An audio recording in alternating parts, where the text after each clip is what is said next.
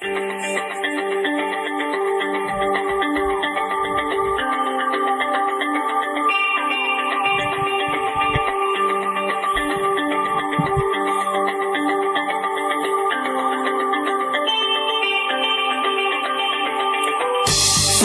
Phoenix, Arizona, it is the Neglected News Report. I'm your co-host, Scott Mitchell, along with my brother Kevin. Guten Tag. And it was Kevin's birthday yesterday. Happy birthday. 53. Yeah, well, I'll still be 2.5 years older, so don't complain about it.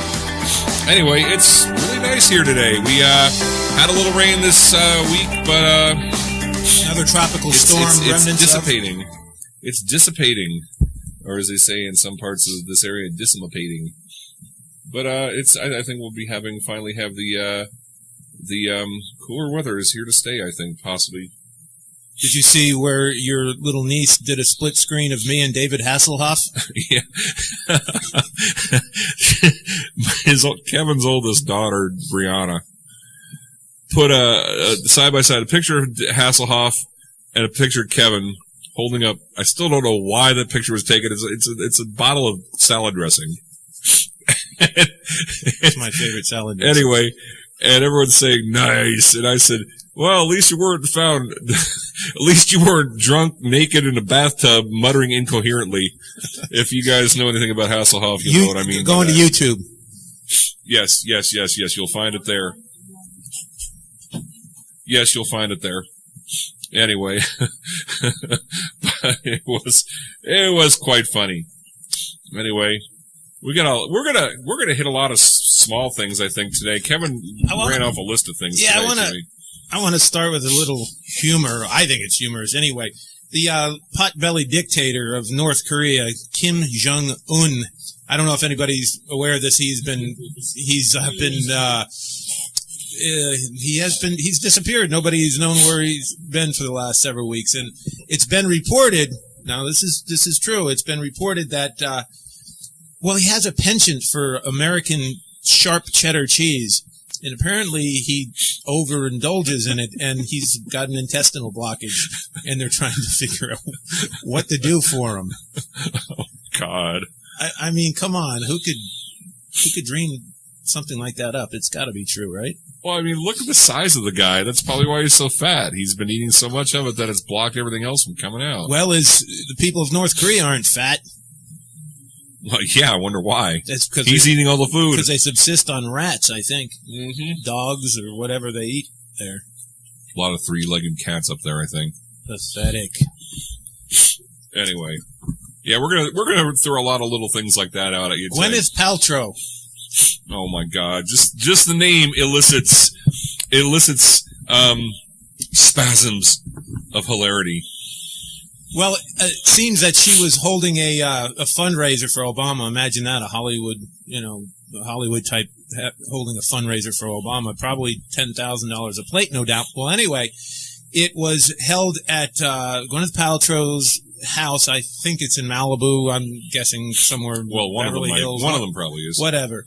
So apparently, she was so speechless when she met Obama because of his handsomeness. She said, I just don't know what to say, Mr. President. You're just so handsome. Yeah, if you like Urkel. Why didn't she just yank it? Never mind. I'm not going to say it. This is a family show, or at least we try to keep it so. I can't. It's just, come on. This sycophant doesn't even begin to describe. Oh, you got the sick right part right. Yeah, and then what did she go on to say? That it was unfortunate that she wished that he could get everything he wished to have passed. She wanted him to, basically. She wished that he had dictatorial powers, pretty much, so he could get everything done that he wants to get done. I was trying to not use the D word. Go ahead, feel free. But yeah, come on, that's. Oh my God, these people just, why don't you move? I tell you what. Why don't you reconcile with Chris Martin and move back to England, please, and become a citizen? Don't ever come back, please. I don't care about you. Well, except the Iron Man movies. I don't care. I think Obama's been fabulously successful implementing his agenda. Of course he has. I mean, he bypasses Congress anyway, so what exactly would she hope more for him to do? I mean, if he hadn't been successful, we probably wouldn't be having a show right now. If he had not been. There would be no need for it. And I don't get it. I've never been able to comprehend the Hollywood types. Here these people make their living from capitalism. They're they're richer than anybody could hope to be, yet somehow they always embrace communism. They always embrace totalitarianism. Sean Penn in his love of Castro and his love of Hugo Chavez down in Venezuela. I just don't get it. I think they just love the power. I think they just love the aura of power. I don't know how else to explain it. Well, it's like you and I were talking about earlier. The ends justify the means. It doesn't matter if it's a contradiction. They'll use it. At case in point, Liam Neeson. Liam Neeson is Mr. Anti-Gun Dude, but yet how many of his movies in recent years are have heavy gun use, lots of violence? His most recent one, they should look at the trailers on TV. There's nothing but guns firing in it. Yeah, what's the one where he's got to rescue his daughter? I think he probably killed 30, 40 people. The first time I ever saw the man was on Miami Vice in the 80s, and he played a bomber who was going to blow up a bridge during rush hour. But like I've always said about Hollywood types, think about this. Before the big screen, the silver screen came about, actors were nothing but carnies. They traveled in troops throughout the ages. They were basically just carnies. Some became well known. Her name escapes me, but the night that Abraham Lincoln was shot at Ford's Theater, the performance of Our American Cousin, the actress that was the lead in it was very well known. So was John Wilkes Booth, the guy who shot him. They were very well known, not only here in the U.S., but in Europe, too. There were exceptions. But the spirit is still the same. They're even though they make millions of dollars, in income, the spirit is still that of a carny. So why anybody listens to anything they have to say about politics or anything is beyond me. Well, you heard the big buffoon Ben Affleck last week. Oh my God, this guy doesn't get it to the point where even Bill Maher has to hit him in the head and say, "What are you thinking, idiot?" And he did it. He did as much on Bill Maher's show last week, where Bill Maher was saying, if these people, speaking of ISIS, if these people do what they do, they come to this country, we got to kill them. Even Bill Maher said that. Ben Affleck doesn't agree. No, because he's so steeped in political correctness, his mind doesn't even work. Mark my words. Hollywood is going to start to disown Bill Maher if he keeps it up. And Bill Maher, he's not one of those people that's going to give in easily. Speaking of idiots, did you see the Jimmy Kimmel show when the man on the street asked people who Joe Biden was? Mm-hmm. It would be funny if it wasn't so sad. It's just tragic that the average person on the street doesn't know who our vice president is. Forget Secretary of State, the chairman of the Fed. Imagine asking him that one. Oh my God. Yellen. Who would know who Yellen was? Exactly. Well, I knew who it was before that. Yeah. Bernanke. Yeah. To be honest with you, I didn't know who it was just now either. I'd forgotten. But come on, Janet Yellen. Yeah, she's a leftist. Yeah. But come on, the Vice President of the United States. I think we should start having intelligence tests to vote. What did they what did they call those? It's a joke. I'm joking, by the way, but I think you should be able to pass a basic civics test myself. But if you don't know who the Vice President of the United States is, and you're pulling the lever to vote for president, come on, we deserve to get what we get. Well, yeah, I mean, what was it, years ago? George Carlin did a little skit on politicians, and he says people complain and moan and groan about who's elected to office. Well, guess what, folks? They came from us. They are us. We voted them in. They came from he's right. I mean, come on. They come from the population at large. We have ourselves to blame. We're to blame. Speaking of voting, I spent the better part of the week debating leftists regarding voter ID. By the way, the big courts are ruling that it's unconstitutional to require people to show ID to vote. Yet, you need an ID to buy liquor. You need an ID. You need an ID to rent an apartment, for crying out loud. The theory is that somehow minorities are discriminated against. You need an ID to be admitted into the hospital. So with that logic, if you were to card an African American or Hispanic or whatever that was trying to buy liquor, would you be discriminating against them? Because you need an ID to buy liquor, or you need an ID to, I don't know, to get a prescription. If you try doing anything at the DMV without your ID, you need an ID to get a fishing license. I had to pick up a commission check the other day, a few weeks ago at the title company, and I had to show my ID. And you know what? I'm glad about that. You need an ID to cash a check in some cases. I like the idea that I have to show my ID to vote, because you know what that tells me? The system at least has some integrity. Yep. That somebody can't just walk up and say, "Hi, I'm Kevin Mitchell. I'm here to vote." Yeah. And they say voting is a privilege, but yet when you give it to everyone, it becomes less and less valuable a privilege. And I wish that they would at least be honest, because you'd have to be a complete and utter moron to really believe that you shouldn't have to show ID to vote. But what's really at play here, and I wish the leftists would be more honest about it, is what they really want millions and millions and millions of undocumented, i.e. illegal aliens, to be able to vote. And of course, they're going to vote for Santa Claus, which is the Democrat Party, because they're going to get all the goodies.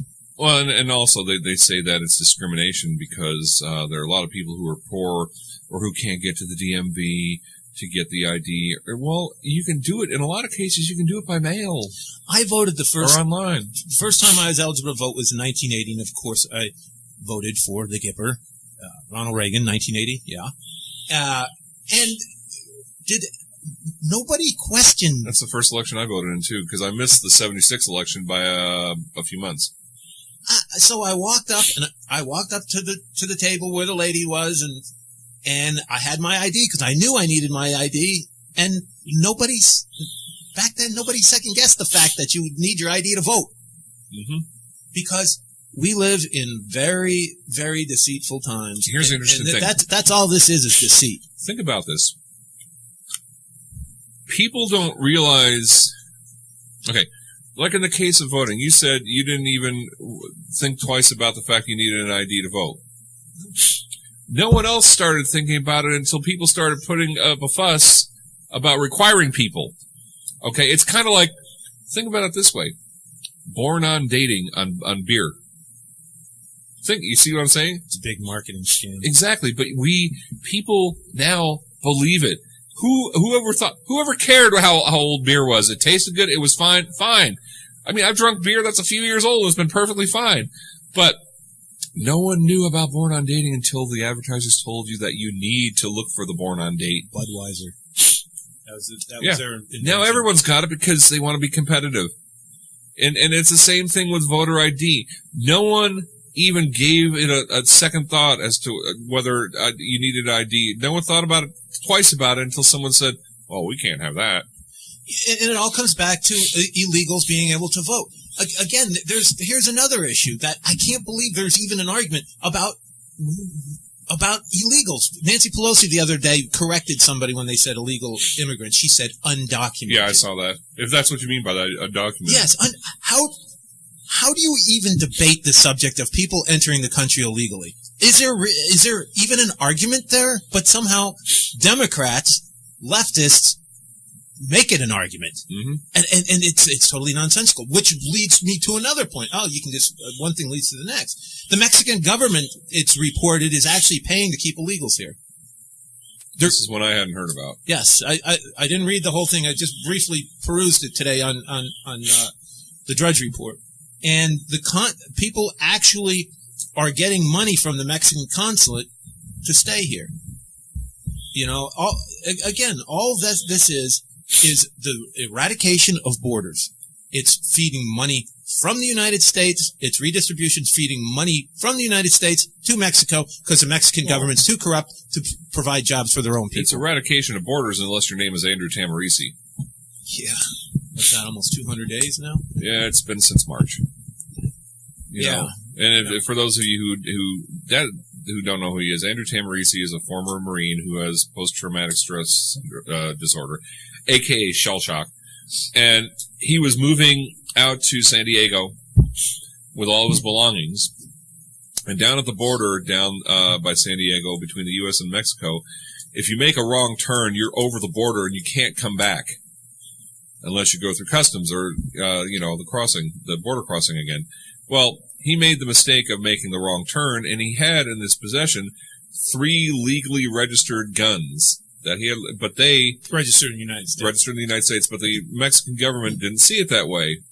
So as a result, he's been in jail since March, and no one is even lifting it. I mean, I can't say that.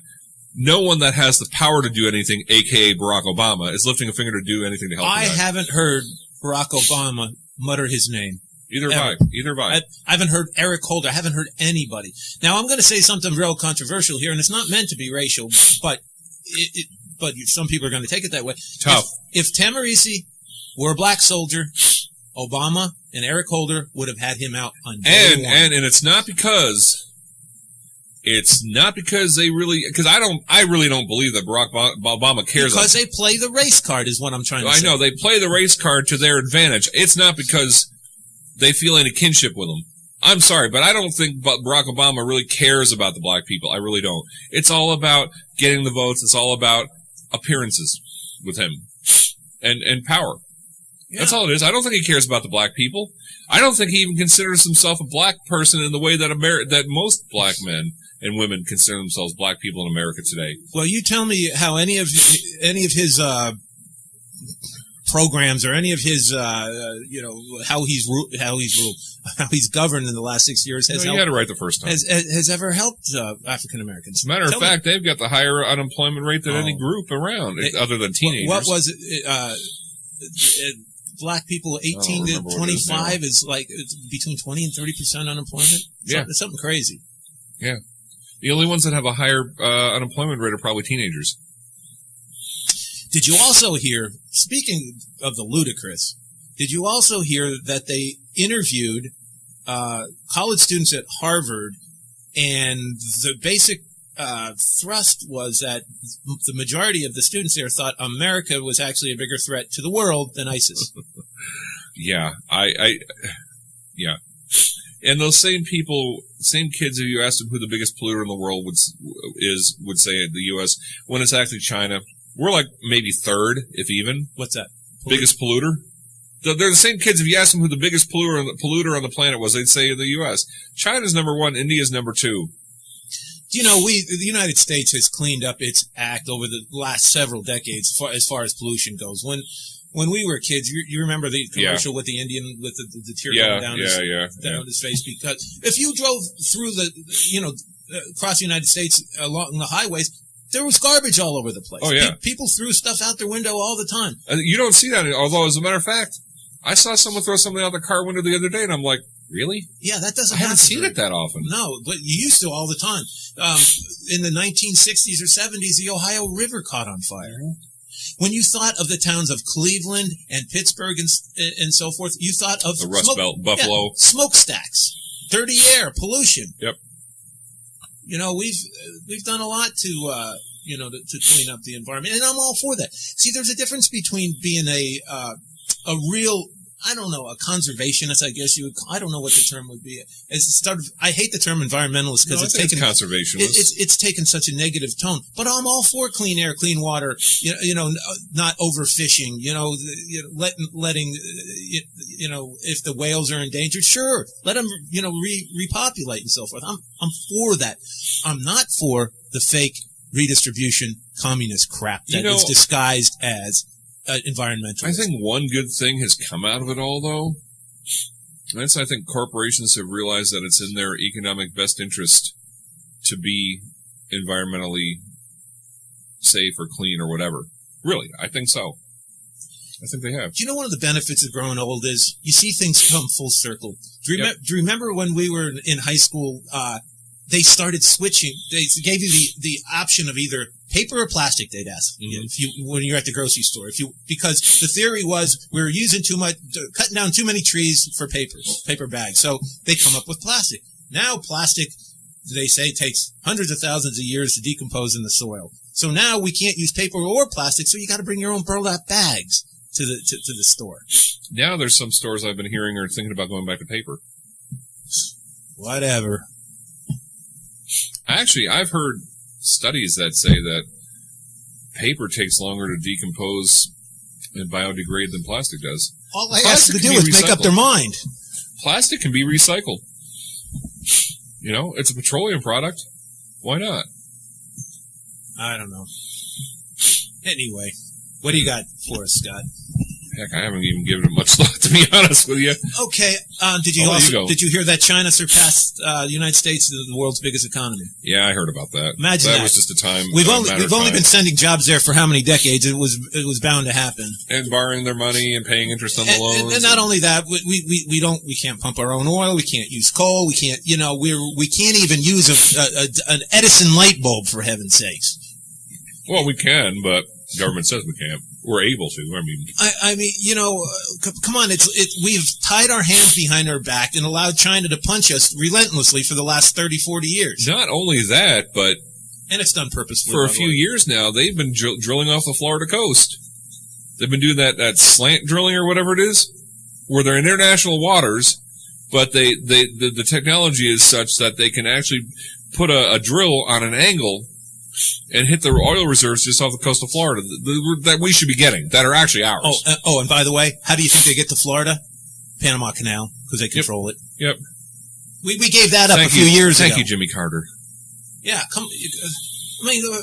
that happened in 77, I think. Why don't we just cut our heads off, instead of just this slow bleeding we've been doing? Why don't we just end it? Because, it's obvious what's going on here. And it brings more credence to. I've thought about this for years. In the Book of Revelation, they talk about the Battle of Armageddon and the end days and all that. But they say that Russia's represented by the bear, China's represented by the eagle, and so forth and so on. The dragon. There's nothing that represents us. We're generally the eagle. There's nothing that represents us. Which they talk about the lion, which is England. Yeah. That makes sense. Which has led me to believe one of two things: either we stay out of it, which I find it's kind of hard to believe, or we get taken over before it all happens, or taken out. Putin ain't too happy these days with the United States. Nope. And that would be okay if we had a president that would stand up to him and rattle the saber and mean it and have something to back it up with. Again, it's one of those questions. Is he just inept, or does he got a game plan? Is that part of his game plan? Who knows? I don't know. It's like he's like the old Robin Williams skit where he goes, okay, you cross this line, we attack you. They cross the line. Okay, you cross this line, we attack you. Cross the line. You cross this line, we attack you. That's how it is. He keeps moving the line. It's like, knock this piece of wood off my shoulder. Knocks it off. Or like the Robert Conrad with the Cross this line. Energizer. Yeah, it's like, come on, you're not scaring anybody. I mean, come on. Would you be afraid of Barack Obama? I'd like to get him in a room and box his ears. We're only a couple months apart in age. It would be a fair fight. Yeah, but the problem with that is it wouldn't be fair. Because he'd win. You know why? Not because he'd have NSA? No. CIA? No. IRS? No. One look at him in his granny pants and you'd be laughing so hard you wouldn't be able to move. I love that picture of him with the bicycle helmet on with his granny pants on. What? He looks like Urkel. Yeah, well, yeah, exactly. It's like, where's the flood, B? Oh, what's that moron Democrat running against Mitch McConnell in Kentucky? What's her name? I always forgot her name. Look it up. Hold on. First of all, she was caught on tape a week or two ago talking to some of her constituents, and she didn't realize she was being recorded. And she was talking about how just for the election purposes she was going to, tout the coal industry because that's Kentucky's biggest industry. But after the election, she was going to, quote unquote, F the coal industry. So that was put on tape. That was taped. So I want to know, what's her name? Allison Lundergan Grimes. Yeah. So you destroy coal in Kentucky. What's their industry then? Well, we found out when you took away the steel industry, what happened to Pennsylvania. They were devastated. Pennsylvania and parts of Ohio. Of course, the steel industry went over to Japan and China. Well, what happened when they raised the luxury tax under Clinton? The boat building industry in the Northeast went away down south, down to the Caribbean. So this, what's her name again, Scott? Allison Lundergan Grimes. So this week she was interviewed and she was asked several times, she refused to answer, if she had voted for Obama twice. Because everyone's running away from him right now because he has a 39% approval rating. Yeah. So, and it was painful to listen to this recording. She was asked again and again and again, and she refused to answer, which is an answer in and of itself. Well, anyway. It's like Mary Landrieu in Louisiana is trying to run away from him, and she's also trying to stay away from the issue of Obamacare since she was one of the deciding votes, but she's got things of her own to worry about. Like not having a residence in the state of Louisiana right now on her voting application. Several months ago, I was listening to a show on the radio, and you know his name, but I'm not going to name his name. There was a poll taken as to if Americans approve or disapprove of the president's handling of the economy. And it was like 60-something% disapprove. Mm-hmm. But then there was also a poll asking, who would you vote for? Would you vote for Obama again? And the answer was overwhelmingly yes from a lot of people. So the theory is that yes, the economy sucks, and yes, the job losses, I'll get into that in a minute, but the theory is that people still don't hold them accountable. They still blame Bush. Yeah, well, if you say it's Bush's fault often enough, people are going to believe it. I mean, come on, six years later, and we're still blaming George Bush. Yeah, it's just exasperating at times. It really is. Yeah, and let's look at these economic numbers again. Arguing with liberals is very maddening because they're sitting there touting what did the unemployment rate go down to 5.7 or 5.9 somewhere. Yeah. But that's because 93 million people are out of the workforce. So this one liberal I was arguing with said, well, that's the way it's always been calculated. I said, no, it's not how it's always been calculated. Bill Clinton changed it in the 1990s. It hasn't always been, the unemployment hasn't always been calculated that way. You can't, even though the rate is quote unquote 5.9%, you can't ignore the workforce participation rate. You can't ignore it. There's less the participation percentage hasn't been this low since Jimmy Carter was president. And as less people drop out of the workforce and don't participate, it's going to bring the unemployment rate down. That's simple mathematics, folks. Well, it's a double-edged sword. When people drop out of the labor market, they require a check from Uncle Sam. So where's that? When you have less people in the workforce, i.e. less people paying taxes, but demanding more, what is that? Print more money and devalue it at the same time. There you go. It's a wicked brew. And I got to go back to what you posted on Facebook this morning. He posted a picture. It's a scene from Monty Python and the Holy Grail of the poor people in the village, and the caption is, "Never underestimate the power of ignorant people in large groups." That's what you got with Obama voters. The Democrat Party. Yep, pretty much, with very, very, very few. I mean, reasonable Democrats are as hard to find as conservative Republicans right now. I can only think of one that's somewhat reasonable in the Democratic Party, and that's Joe Manchin. Scott and I were talking this morning, and I've never lived in a time where in order to get a person's worldview. You only have to ask them one question. For instance, if you were to ask somebody how they felt about global warming, man-made global warming, and if they answered, well, they thought that man was responsible for global warming, even though there is no global warming. If someone said, yes, I think man is responsible for global warming, I can bet you they're for gay marriage. I can bet you they're for not requiring voters to have IDs. Anti-Israel. I can guarantee pro-gun control. Guarantee you open borders, against the Second Amendment. It almost goes right down the line. That's how split we are as Americans. And they probably watch Glee. Dancing with the Stars, whatever. Yeah. You know, but it's so predictable. I have one friend, he's a lawyer. And I don't just have one friend, but I have a friend who's a lawyer. And there's not one thing that he and I see eye to eye on. Zero. Zilch. Nada. And it's very difficult. I would serve in the military with him. It's very difficult to maintain friendships with someone that, you know, just everything you hold near and dear. I mean, he ridicules Jesus. He makes fun of anybody with any religious belief. He lumps Christianity and radical Islam in together. It's very hard for me to remain friends with somebody like that. And here's the thing about it too, and I've noticed this like on Facebook. Those type of people are the ones who are going to drop you off their friends list. But yet, we put up with their stuff. That's no matter how bizarre it gets.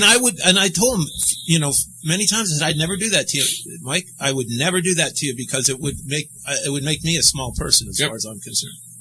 You know, you have to be able to do battle. You have to be able to defend your beliefs and so forth, and allow other people to have their beliefs too, no matter how much you find them repulsive. I have two friends that I've known for a long time that dropped me just for that reason. They couldn't take the stuff I post on Facebook.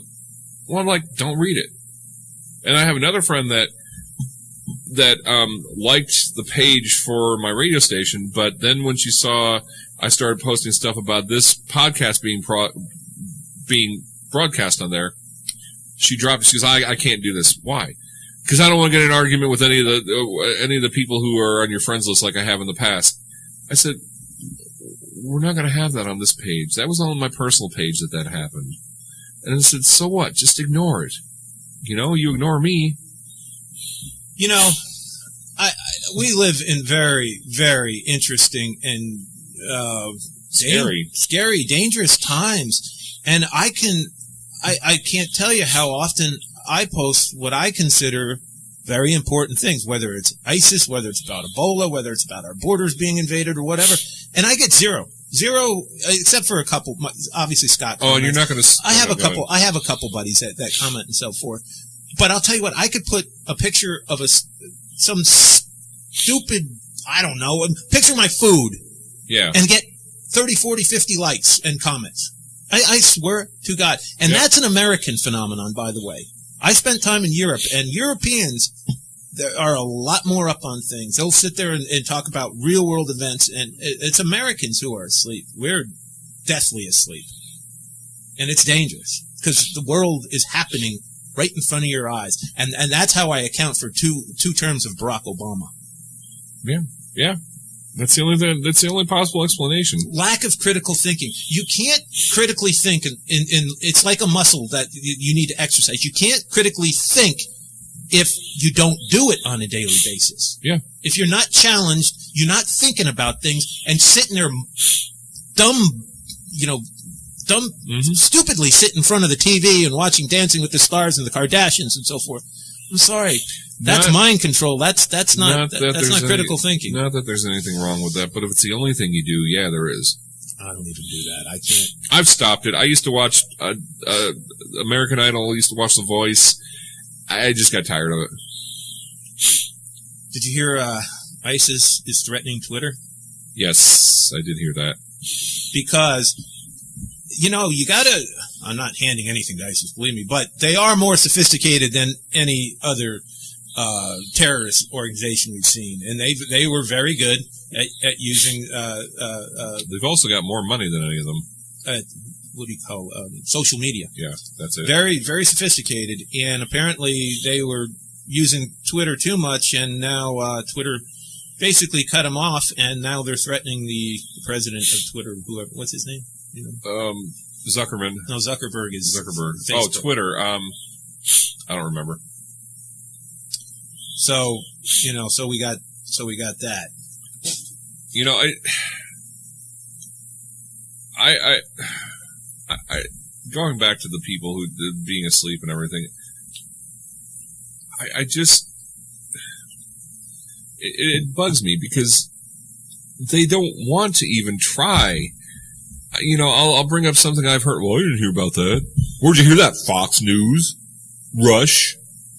Well, so what if I did? The fact of the matter, Scott, you and I read It's a lot of different. They have a kill the messenger attitude, unless it's put out there by like Anderson Cooper or CNN or whatever, or the Daily Cause or Huffington Post. It's not worth their time. It's got and you know the fact remains, a lot of those organizations eventually get to the stories, but by then it's too late.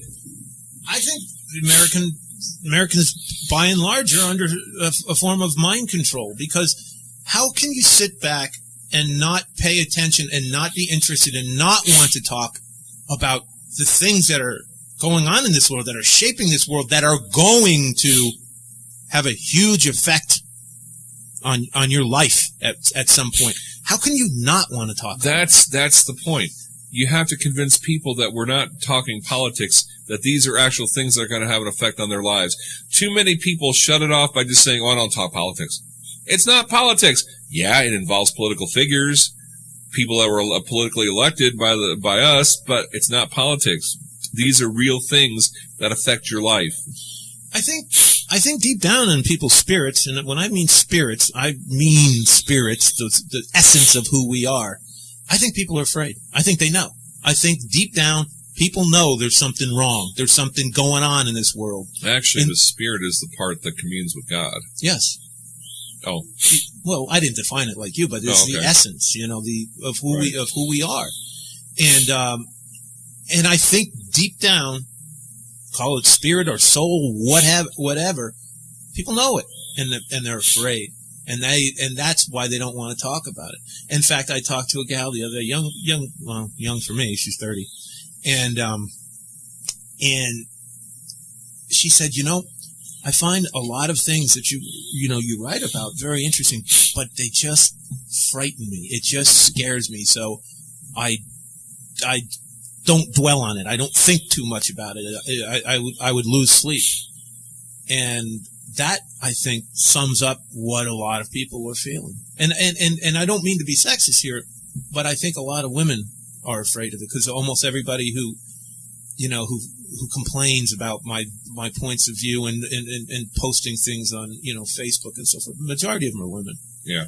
Because those are the ones I've had the trouble with. I think they're afraid. It's not that they, in fact, I had one gal, friend of mine, I drink coffee with, say, I agree with almost everything you say. She says, I just don't know why you put it on Facebook.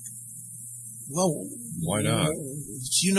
Not that I agree with the Arab Spring, but how the Arab Spring began was on social media, because that's how word spreads. I mean, if you can't use Facebook to get ideas across, you're wasting a really good opportunity, even though some people say it's data mining and that eventually it'll be used against you. Oh, well. Well, if not Facebook, they'll find some other way. I mean, so what? So what if it's Facebook? I look at Facebook as kind of a modern-day electronic tavern. Tavern, exactly. I mean, that's back in the colonial days. That's how they sat down and talked about issues. They meet after the day was over. Usually after they had dinner with their family, they'd go meet their buddies up at the tavern and discuss the events of the day. A lot of the groundwork for the American Revolution in New England area was formulated in taverns. Well, I don't know if you caught this a few years ago, Scott, but in the British Isles, they were having this big fiasco, because apparently the pubs shut down for a couple hours a day for dinner or for either dinner or lunch or whatever. And apparently the government was going to increase that to like several hours or whatever. Uh-huh. And the people were in a tizzy because that's their social, that's where they go and meet. Right. I mean, they mean a lot more to people over there than they do here. And still. And again, you go to a pub in Ireland, you go to a pub in Germany, you go to a pub in England, I don't care where it is. They're having serious discussions. Yep. They're not sitting there talking, every other word is a cuss word and talking about gibberish, what you can hear in any bar here in the United States. They're talking real world issues. Even their graffiti was political when I was over there in the 80s. Instead of, something vulgar that somebody had painted on the wall, they would say things like "Free Nelson Mandela" or "U.S. Army out" or whatever, here you can't do it in bars here because the music's too darn loud. And you know what? There were times when they would be very blunt. They'd say, I'd have a meaningful conversation with a European, and they'd look at me and they'd go, you're not the typical American. I said, what do you mean by that? I said, honestly, typical American's stupid. That's what they'd say. And it wasn't just one person. It wasn't two people. It was many. Almost everybody you talked to, they would look at you. All of a sudden, their eyes would brighten, and they'd say, wow, this is a breath of fresh air. I'm not used to talking to American about anything that means anything. Yeah, no, you people are very nice. Don't get me wrong, they'd say. But you don't know anything. Uninformed, ignorant. I wouldn't necessarily say stupid, but I'd say uninformed and ignorant. Well, in a daze, I call it mind control, MK Ultra, whatever you want to call it. Yeah, that's a CIA invention. MK Ultra? Yes. What's MK Ultra? MK Ultra, I think the Nazis. I thought it was a beer. No, MK Ultra is a beer. No, MK Ultra is a CIA collaboration, I think, with ex-Nazis after World War II. It's a form of mind control. It's a mind control method. Oh. So. You want to hear, okay. I'm gonna make a pitch for a TV show here, but if you want to see a perfect example of what we were talking about being really not knowing what's going on around them, just being so into themselves, watch the new TV show Selfie. Karen Gillan, ex of Doctor Who, plays the top salesperson for this pharmaceutical company in New York, who thinks because she has 200,000 likes on Facebook that she has all these friends. She finally realizes that she's got a lot of likes, but no real friends. So she hires the advertising marketing guy at their company to remake her, teach her how to interact with people. God, what a concept, Her name is Eliza Dooley. His name is Henry Higgs. Kind of a little bit of a My Fair Lady thing with Eliza Doolittle, Henry Higgins. Anyway, watch it. It's on Tuesday nights or Wednesdays. I forget. On CBS, I think, or ABC. I forget. Am I the only one out there that when I get a friend request from somebody I don't know that I don't friend them? There's I don't either. I've got about 11 that I haven't friended. I think that's weird. I've got 200 friends, and every one of them I know, I've met. Some I know better than others, but there are people out there that have thousands of friends. They just like people they don't know. I think some of them people come, want to friend you for scams. I think some of them, I think some are prostitutes actually. I have just a little over 200, and I do know them all. I have 201. I have 215. Anyway, but most of them are friends from high school, friends I just know through life. I surprisingly have very few coworkers. I only have a handful. Do you know if it wasn't for Facebook? I was in the Army 30 years ago. Do you know the vast majority of my friends that I knew in the Army, I would have never, ever spoken to again. Those would have people, someone that I used to know. And it's actually a wonderful, thing if used properly. Yeah, well, it's like anything. If you use it properly, it's great.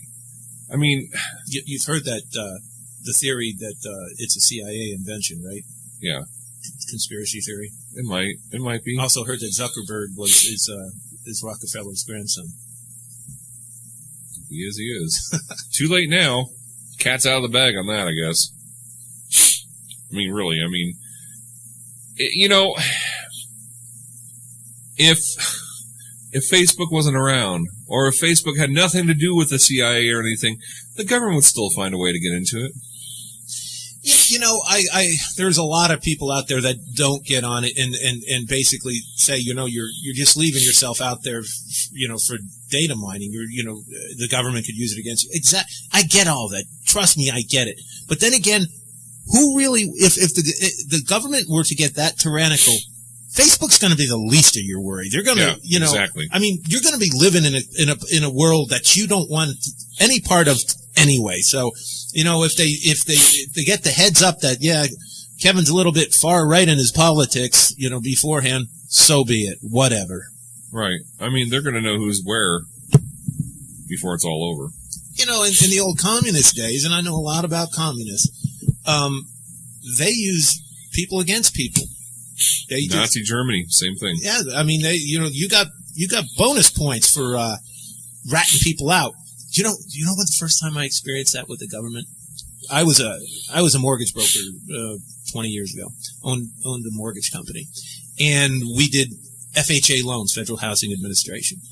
And when you did FHA loans, then the government could come in and audit you. And periodically, I would get audited by FHA. They would come in for a week, go through everything.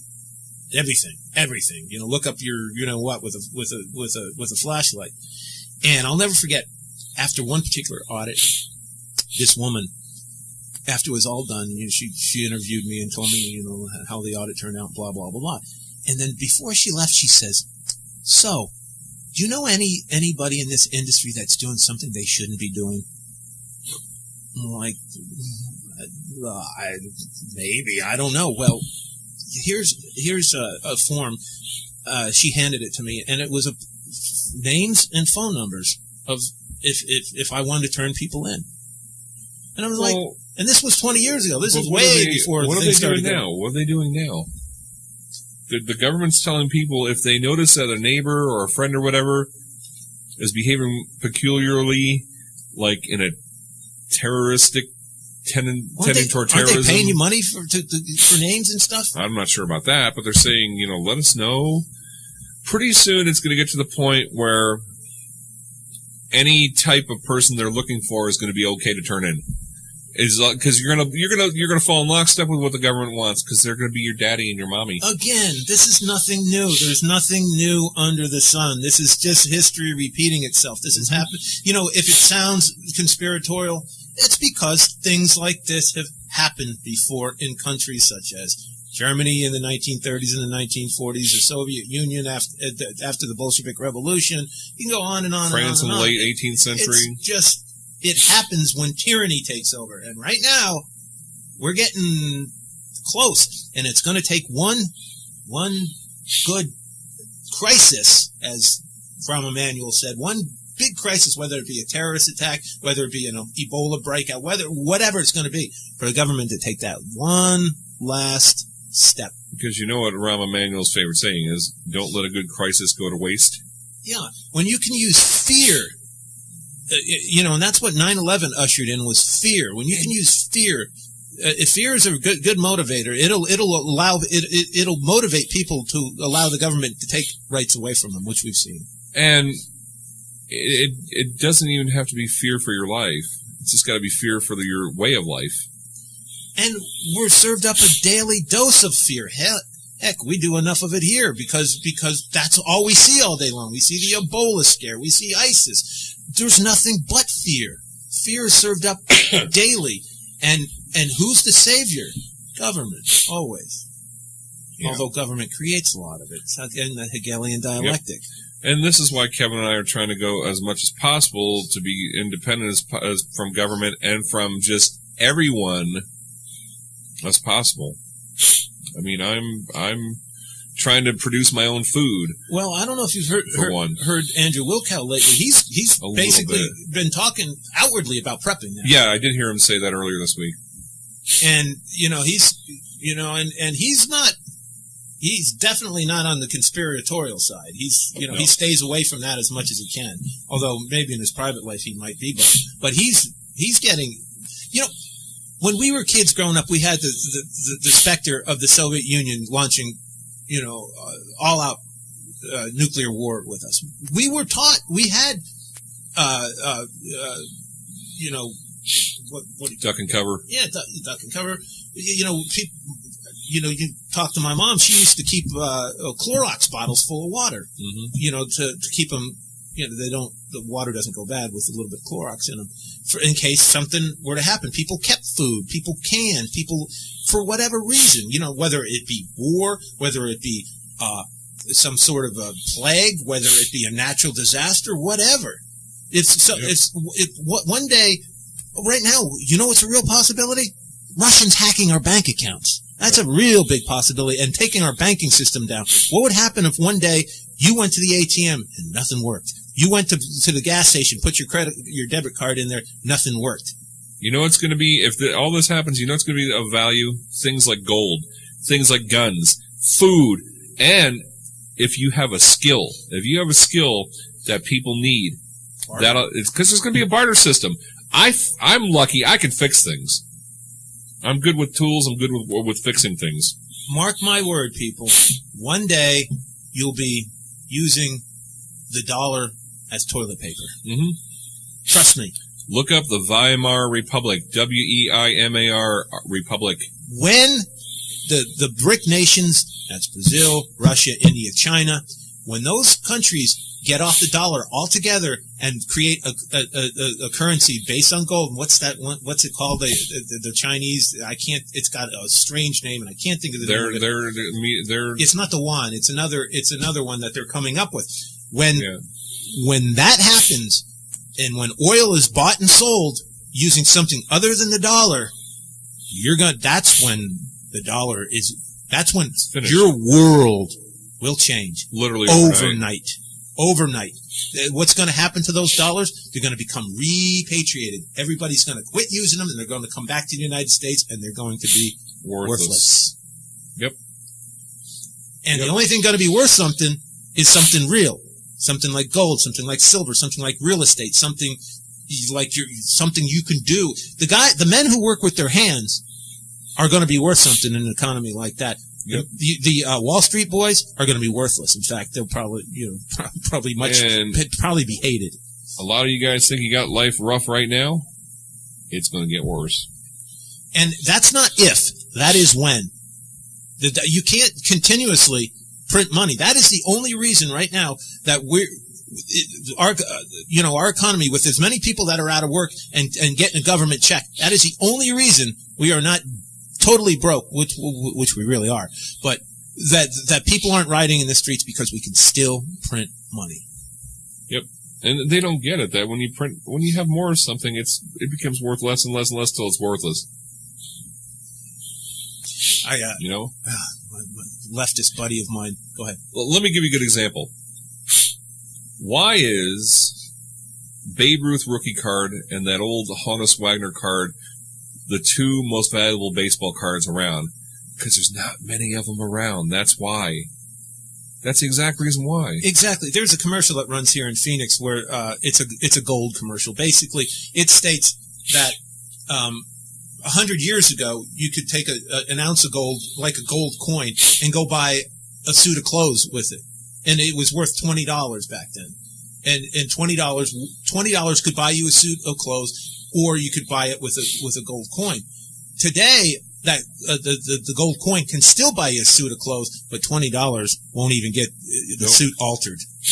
Yep, that's when you got to realize, folks, when the price of gold goes up, the value of the dollar goes down, and it's because the value of the dollar goes down. It takes more dollars to buy the same ounce of gold than it used to because it's worth less and less and less. And by the way, gold and silver both are very much undervalued right now. Silver especially. Silver's down to $16 an ounce right now. It was up to only $40 not long ago. Not that 42. high. Gold's down to $1,200. It was almost $1,800 this time last year. Silver was around 30. But the difference between silver and gold should not be that as big as it is. And there's a reason for it, which I can't explain right now. It would take too much time. But eventually, when the dollar comes crashing down, you're going to see I heard this the other day. You could see gold as much as 20,000-30,000 an ounce, and silver around 5,000 an ounce. And that's only because the dollar is going to buy less. That's why. And it's not. It's because the dollar is going to be worthless. The buying power behind it. These are not hard concepts to understand. Little humor. One of my leftist buddies posted this today on Facebook. Basically, talking about racist jokes. How they're in bad taste. Yes. And then he put at the bottom of he didn't put it, but at the bottom of this poster was the idea that all Irish are drunks and how hateful that is. And aren't they? And I said to him, come on, Mike, you got to admit there's some Irish jokes are funny. And I brought this up some years ago when I was a mortgage broker. I had this Irish client. His name was Hugh Bonner, and he spoke with a really strong Irish brogue. And we were fighting one day over a transaction we were doing, and he stopped. He looked at me in the eye, and he said, Mitchell, stop this. He said, Irishmen never fight over a parcel of land. A bottle of whiskey, aye, but never a parcel of land. And we can get away with this, with those jokes, because we're Irish. Yeah. And so was Hugh Bonner, and which makes it even funnier. He didn't drink at all. But the humor, come on. I understand when something's hateful, but the differences between people are funny sometimes. They just are. And that living out here in Arizona, people have less tolerance for things like that than they do. Like you go to New York City, because so many people are from so many different places. People don't get quite as uptight, about things like that. Yeah, exactly, because it's a melting pot. You in New York, you have your Italian neighborhoods, you have your Irish neighborhoods, you have your Jewish neighborhoods, you have your black neighborhoods, Puerto Rican neighborhoods. I mean, to a certain degree, in our little town in New Jersey, we lived in North Jersey. There was kind of like that too, there to a certain degree. Well, you're in this little town we grew up in. You were either Italian or you're Irish. Oh, phone call. We got a few minutes left, folks. Don't worry. Yeah, you're either, now you go back there, Scott. It's everybody's from like Middle East. Uh-oh. In in Boone? Mm-hmm. Really? Yep. I've been back there for a long time. Yeah. So I was thinking earlier, you're talking about Andrew Wilkow, with his prepping and everything. He lives in the belly of the beast. He lives in Morris County. North Jersey. Right? In Morristown. He lives in Morristown. Morris County. He never tells the exact county he lives in. He's actually said it. He actually lives near Morristown, is what he said, which is where we lived. Probably same area we lived in. Montville or something. About a 45-mile drive. Well, they say there or hour drive or minute drive. They said that there are more millionaires living in New Jersey now than there's ever been because of the high taxes in New York. Yeah. Oh, speaking of which, did you hear that 2 million people have moved out of France in the last, year or so because of their tax rates? What is it after you make so much money, they tax you like 100%? Yeah. That's only come into effect since they got their new president, who is he admits he's a socialist. Who's that, Hollande? What's his name? Who is it? Doesn't sound French if I remember his name. Oh, I don't know. I don't know. It sounds more Spanish name than it does French name. Yeah. But that's what happens. They just switch one socialist for another. Every once in a while, people get tired of it, and they elect some guy that's really in the middle. Yet they call Sarkozy him was better. A rightist fascist. Anything right of socialism in Europe is considered fascist to them. When in reality, fascism is a leftist ideology. Well, but that's what they say. They call them fascists. It's like, remember Back to School with Rodney Dangerfield, the movie? Yeah. Robert Downey Jr. played his son's best friend, and he was, Rodney Dangerfield was a millionaire, and he called him a fascist. And Rodney Dangerfield's son looks at Robert Downey Jr.'s character. He says, "Do you really believe that stuff you say?" He goes, "Nah, the chicks dig it though." There was a guy in Holland some years ago that was basically running on this platform of controlling immigration because they have a really big Islam population, And he was called he was compared to Hitler. It was amazing. You think people throw around the Hitler comparison here in the United States? Go to Europe sometime. Anything left of socialism is considered Hitlerian. Yeah. Anyway, well, folks, that is it for another show. Another one in the can. That one went fast. Be careful. Do you think about what you say before you say it? Anyway, guys, we will see you next week. We are off to celebrate Kevin's birthday with the family, and we'll see you next week. Get to see my grandkids. Yep. And we will. I have no doubt we'll have stuff to talk about next week. That's the times we live in. That's exactly right. We don't really have to prepare too much. Nope. All right, we'll see you later. Bye-bye. Adios.